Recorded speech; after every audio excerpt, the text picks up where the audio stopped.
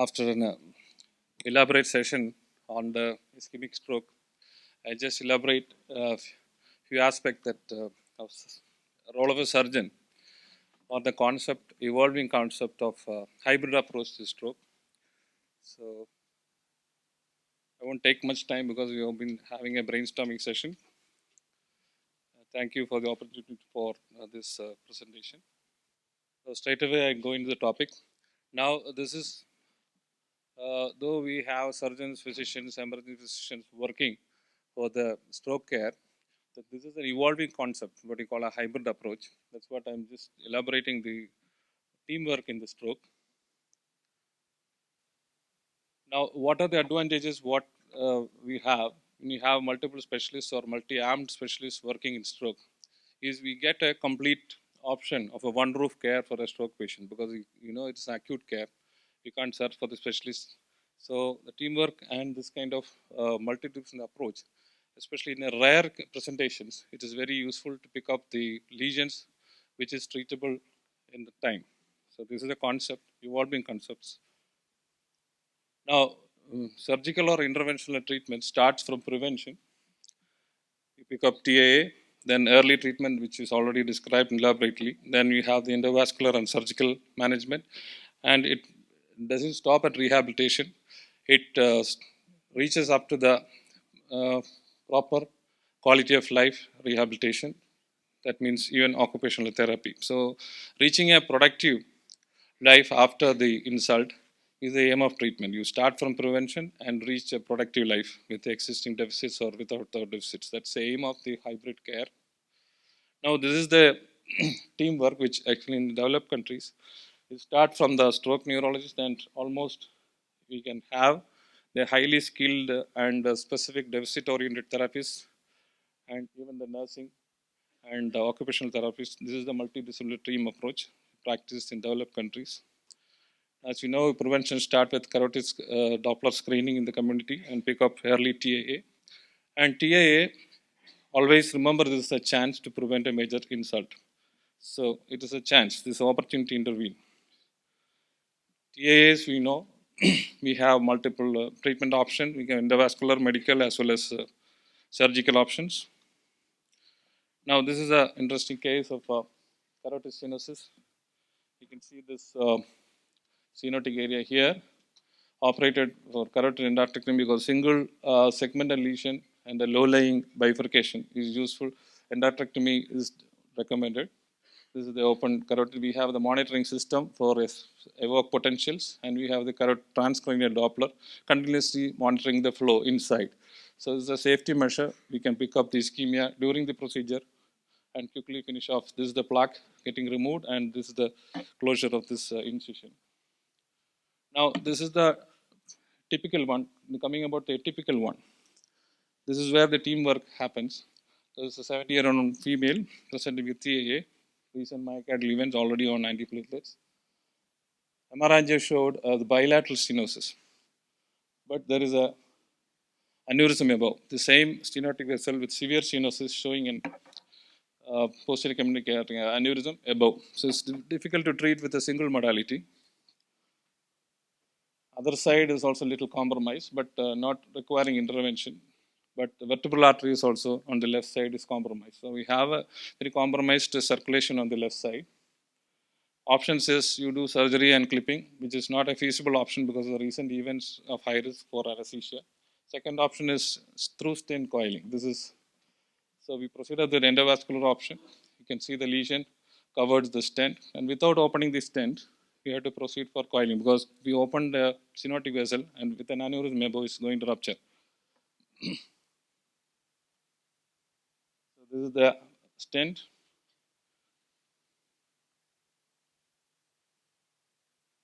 So placing the stent, through the stent, we approach the aneurysm. You can see this is a significantly large aneurysm with the daughter bleb and proceeded with the coiling through the stent. And while coming down, after finishing the securing the aneurysm, the balloon plasty of the stent was done. So this is the final. You can see the coil above and stent below, fully revascularized. This is the follow-up fully open stent. So these are difficult situations. Unless you have multiple brains involved, it's difficult to pick up and difficult to treat. Now, stroke, as you know, you have ischemic 85% and hemorrhagic 15%. Surgeons mostly involved in the intervention part. I'll just run through this because already described in detail. We have the different methods. This is the post-operative stroke with acromegaly. Revascularization done with aspiration method and visceral occlusion. This is a retriever method, another case of acromegaly. We have the post-operative insult for acromegaly, which is very common. And this is the Solembra method using combination devices. Now, this is another rare case. You can see a gangliocapsular infarct in a heavy smoker. So he was in medical ward, but CT angiogram was done, which is negative. It was looking like some MCA occlusion or something, but you see the DSA is showing an aneurysm in the anterior communicating artery, the A1 segment, the proximal, and there is a spasm. You can't see any vessels here. So that spasm of the lenticular group is causing the infarct. So this was coiled, and intraarterial chemotherapy was, chemical angioplasty was done. You can see the blood vessels opened up very well. He recovered slowly with rehabilitation. These are a typical presentation of stroke. Now, in subarachnoid hemorrhage, you get a different type of ischemia, what you call vasospasm. The hemorrhagic stroke, it is not very typical of an acute stroke, as the penumbra is very small because we have elastic type of vessels opening and closing in between, and BP fluctuations are common, and hypotension worsens the spasm. So this is a case of multiple artery coiled aneurysm. You can see the post-operative day 7, you developed a very tight spasm of the internal carotid bifurcation. This was treated with chemical angioplasty, it's intraarterial nimodipine and milrinone, and balloon angioplasty. We could reduce the amount of infarct caused here, but still there is a infarct there, so we survived some deficit.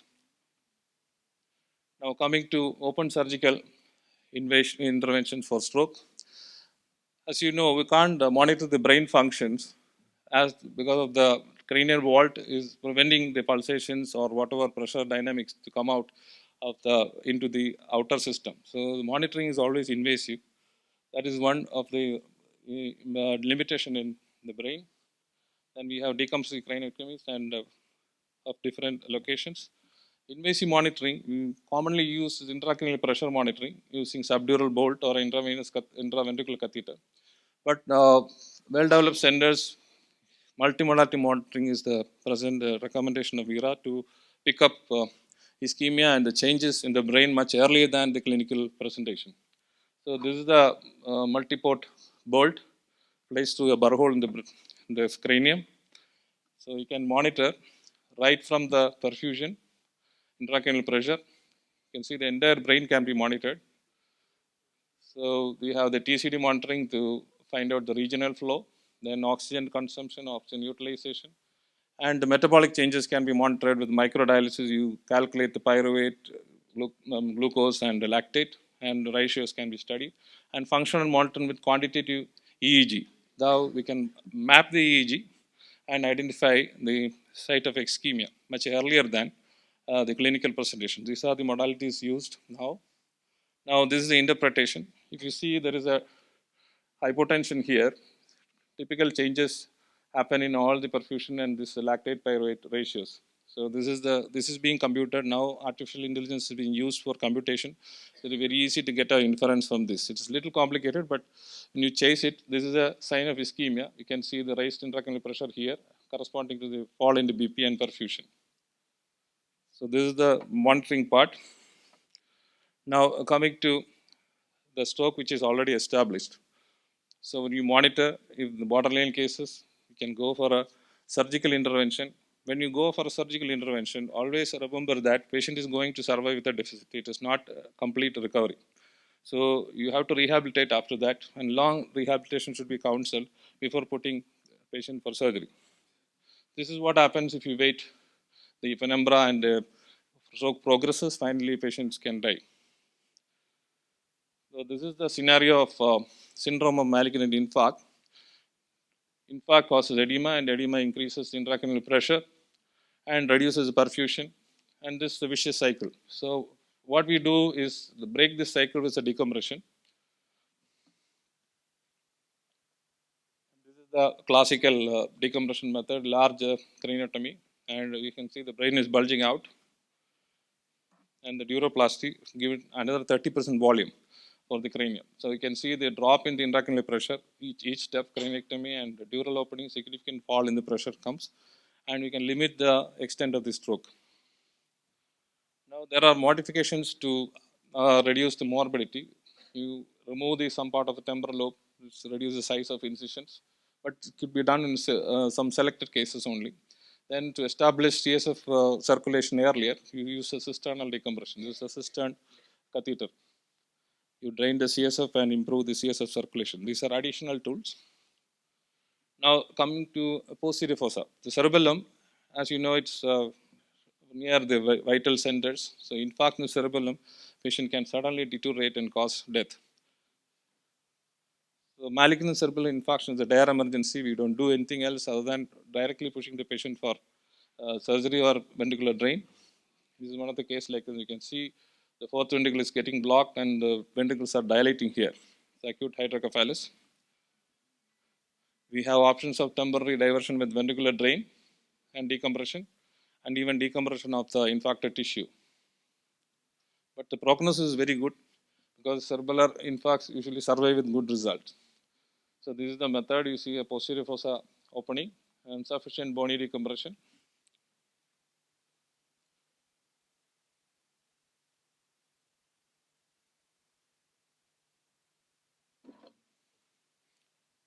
You can see the ICP monitoring here. You can say it's 23 before surgery. And you can see the cerebellum pulsating. These are the cerebellar tonsils. And you can see the fall in the intracranial pressure. It became 2. So this is the effect of decompression, the live demonstration. Now, revascularization procedures. We are talking about moya disease and young strokes and even ischemic strokes. In ischemic stroke with atherosclerotic disease, the role is limited because the case selection is difficult. Some Korean studies are there. We give revascularization with external carotid branches or an interposition graft. This is a STA, superficial temporal artery, MCA bypass. But it's very effective in moya disease. We have direct and indirect bypass using graft or direct branches of the external carotid artery. Now this is a case of moya disease. You can see complete internal carotid artery is not seen here, but filling of good MCA. This is a case good for bypass. Now this is the harvestation of the donor vessel. This is a superficial temporal artery on the same side. And this is the recipient vessel here. This is a mid-cerebral artery branch. And the graft is anastomosed with the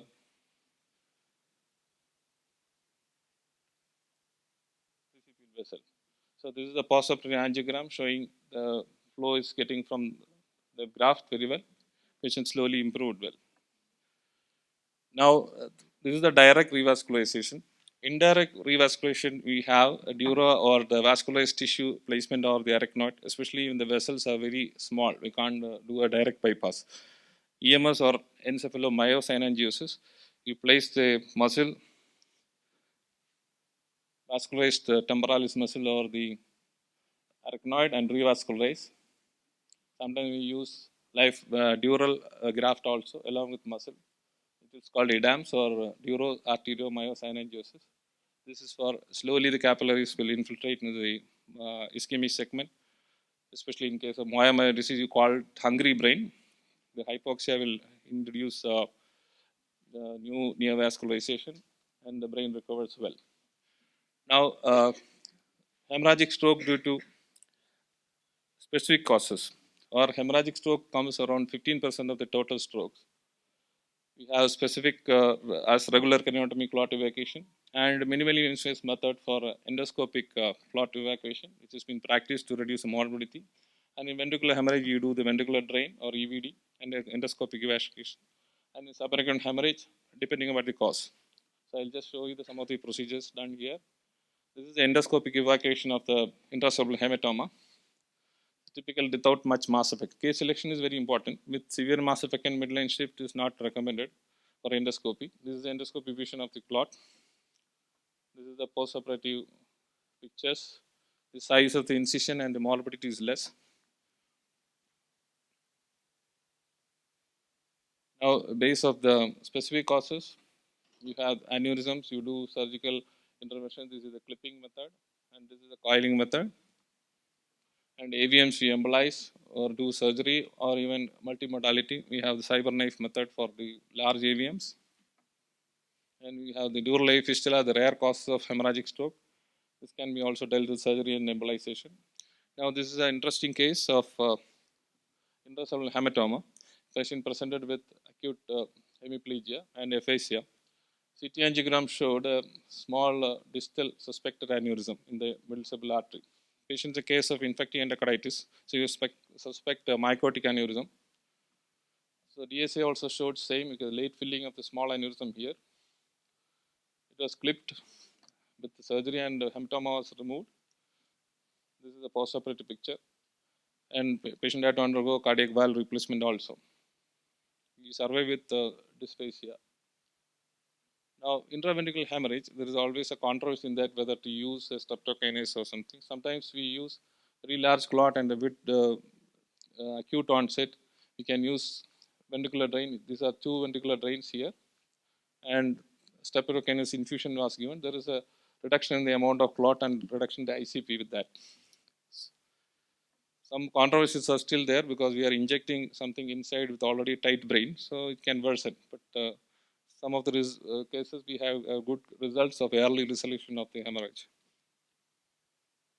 Now, this is a very rare presentation of a ventricular hemorrhage. This patient was in medical ward. She suddenly collapsed during a fever episode, and score was low. We found a ventricular hemorrhage here, but it's not very typical of ventricular hemorrhage. There is a cerebellar infarct here. So patient was stabilized, ventricular drain was placed, so it's taken up for a angiogram. Angiogram shows a posterior cerebral inferior cerebral artery aneurysm at the origin. So the aneurysm has blood into the ventricle. Coiled the aneurysm immediately. The patient recovered well. The ventricular hemorrhage changed and shunt has to be placed for control of hydrocephalus. This is a post follow-up DSA, complete occlusion of the aneurysm here. Now, this is a foreigner during her visit to Cochin. She collapsed during her party. So we just bring to our ER only. We immediately decompress. One pupil was dilated. And further evaluation showed a frontal AVM. So DSA, everything was done. She has recovered slowly. So while placing of the bone flap cranioplasty, we did the surgery for AVM also. This was removed. This is a complete excision of the AVM. This is another atypical presentation. You can see a perimesencephalic cephalic SH, but it is the reason is not in from the cranial arteries. This is MRI is showing a C1 C2 AVM originating feeding from the anterior spinal artery. So this was taken for embolization. The glue embolization was done. This is the embolization, and the complete resolution is the AVM. Patient presented with the paraplegia. So that is a typical presentation of a subrecurrent hemorrhage. This is a pre-op and post-op MRI, complete resolution of the AVM. Now, this is another patient who collapsed in the emergency room and intubated and resuscitated. Initial GCS was 4 and slowly improved after ventricular drain placement and stabilization. But the DSA was very surprising. She survived with an infarct here, which is not very eloquent. There is a fusiform aneurysm in the left M1 branch, right M1 branch, and complex origin of these temporal branches. It's difficult to do surgery on it because the blood vessels are very unhealthy. So we went ahead with a plan of reconstructing this segment and selective coiling of this particular sac to preserve the vessel arising from that. This is the what you call a low pressure, low profile flow diversion, braided stent, and vessel is not occupied in the coils in the sac. And this is the long-term follow-up, 9 months completely, the vessel got reconstructed. And this can see the blood vessel is preserved. slowly improved, but hand weakness, something residual weakness is still there. Now this is another large hematoma, acute. He was also but good score, but he deteriorated slowly. CT angiogram showed a large bilobed aneurysm in the left mid-cerebral artery. Emergency clipping was done because this is called a tandem clipping. You reconstruct vessels with different shapes of clips. This is the post-operative angiogram and the follow-up angiogram, complete occlusion of the aneurysm. Now, few words about intracerebral hemorrhage in children. Which the reasons of hemorrhage in children is totally different from adults. You have mostly congenital malformations, AVMs, tumors, aneurysms, coagulopathies, etc. Now, this is a 13-year-old female presented with right hemiparesis. MRI is showing insulotemporal hematoma. There was aphasia. DSA was showing a pile AVM, very small AVM with a temporal branch. This was embolized with glue, a complete occlusion. She improved well. Then another young patient presented with parietal hemorrhage.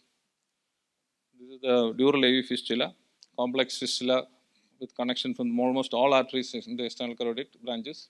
This is embolized in stages with onyx. This is the complete occlusion of the fistula. Now, infants is much more difficult to treat when they come with a hemorrhage. This is one of the cases by birth itself, there is a ventricular hemorrhage and a brainstem hemorrhage. EVD and shunt was placed. You can see the shunt there, the hemorrhage is here. So, not many options to do surgery or any other procedure. So, we went ahead with angiogram. Angiogram showed is a mesencephalic AVM. In newborn, it is difficult to cannulate the small vessels. So, single catheter approach and the complete embolization was done. This is the embolization. This is the resolution of the AVM. Child is still on rehabilitation because brainstem hemorrhage produces significant morbidities, requires long-term rehabilitation. Now, this is about arterial hemorrhage. Venous hemorrhage also you see rarely with the occlusion of venous sinuses or cortical veins. We can do the same method like arterial vein thrombectomy. This is one case with completely occluded transverse sinus opened up with intervention. Now, a word about rehabilitation. It should be started as early as possible. They recommend and this immediately acute stroke care within 24 hours. And all these teams should be involved. Now, recent technologies has been used, including wireless and virtual reality. We have a lot of facilities here. You get time, you can see our rehab unit. Now, one word about hyperbaric oxygen therapy.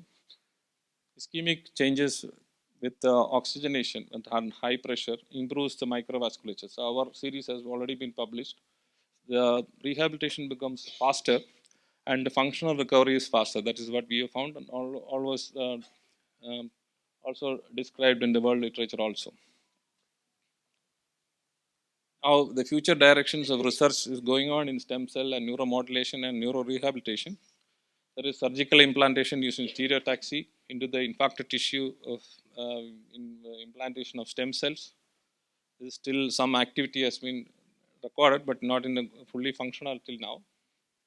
Now, nerve transfer. We have tried in pediatric stroke here. So, if you have one side arm brachial paralysis, you can transfer one of the extra roots of C7 from the opposite side surgically. So, you get the opposite brain connected. Since the children have more brain plasticity, the recovery is seen from the opposite side. Now, the era of artificial intelligence, a lot of methods have been used, especially for scoring systems. I don't, short of time, actually, I just run through this. So, to conclude, the hybrid approach, definitely the patient gets a one-roof care and interspecialty and interdisciplinary confusions are avoided. So, this is a evolving concept. Thank you.